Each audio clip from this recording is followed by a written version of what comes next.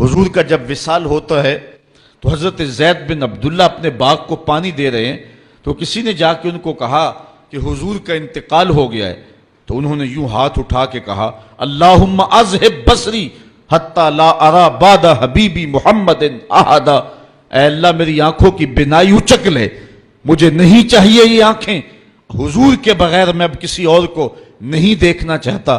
اللہ تعالیٰ نے ان کی آنکھوں کی بینائی ان کی دعا پر جو ہے وہ واپس لے لی۔ کچھ لوگ ان کا حال پوچھنے گئے، جب پتہ چلا ان کی بینائی چلی گئی ہے تو انہوں نے کہا بڑا افسوس ہوا ہے کہ تمہاری آنکھوں کی بینائی جاتی رہی، تو فرمانے لگے تمہیں افسوس ہوگا، مجھے تو کوئی افسوس نہیں، میں حضور کے چہرے کے بغیر کچھ دیکھنا ہی نہیں چاہتا۔ یہ پیار کی وہ انوکھی داستان ہے کہ جو آپ کو کائنات میں کہیں بھی نہیں ملے گی۔ حضرت حسان بن ثابت رضی اللہ تعالیٰ عنہ کے اشعار پڑھیں جو حضور کے وصال پہ انہوں نے کہے ہیں، اس میں وہ فرماتے ہیں حضرت حسان بن ثابت، کاش کہ مجھے کالا سانپ لڑ جاتا اور میری زندگی کا خاتمہ کر دیتا۔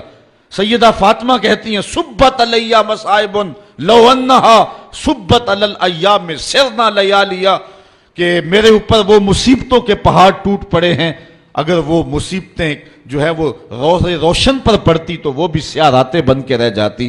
تو یہ محبتوں کی کیفیت، انسان تو انسان رہے۔ وہ غضبہ نامی اونٹنی جس پہ حضور سواری کیا کرتے تھے تو وہ حضرت سیدہ فاطمہ کی دہلیز پہ سر رکھ کے باقاعدہ آنسو بہایا کرتی تھی۔ وہ یافور نامی حضور کا دراز گوش قبیلہ بنو سلیم کے کنویں میں چھلانگ لگا کے اپنا خاتمہ کر لیتا ہے، جب حضور چلے گئے ہیں تو ہم نے جی کے کیا لینا ہے۔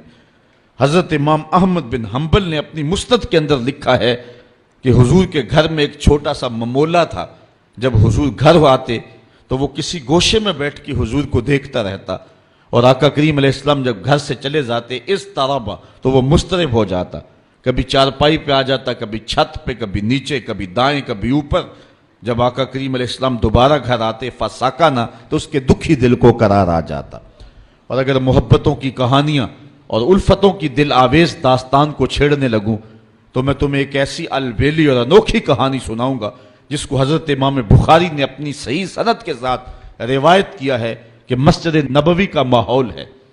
آقا کریم علیہ السلام منبر پہ جلوہ فراز ہوئے، ابھی خطبے کا آغاز ہی ہوا ہے کہ ایک جانب سے سسکیوں کی آواز آنے لگی، کوئی پھوٹ پھوٹ کے رو رہا ہے۔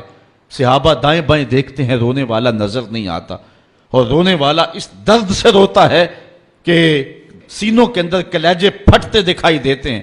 اس کے لہجے میں گداز اتنا ہے اور درد اتنا ہے کہ صحابہ دائیں بائیں دیکھتے ہیں، رونے والا نظر بھی نہیں آتا، لیکن اس کے رونے کی ہچکیاں اور سسکیاں زہرا گداز ہیں، کلیجہ پگھلا دینے والی ہیں۔ اللہ اکبر۔ فنزل النبی صلی اللہ علیہ وسلم عن المنبر، حضور منبر سے نیچے اترے۔ آج پہلا دن تھا کہ حضور کے لیے منبر بنا تھا، حضور منبر پر بیٹھے تھے۔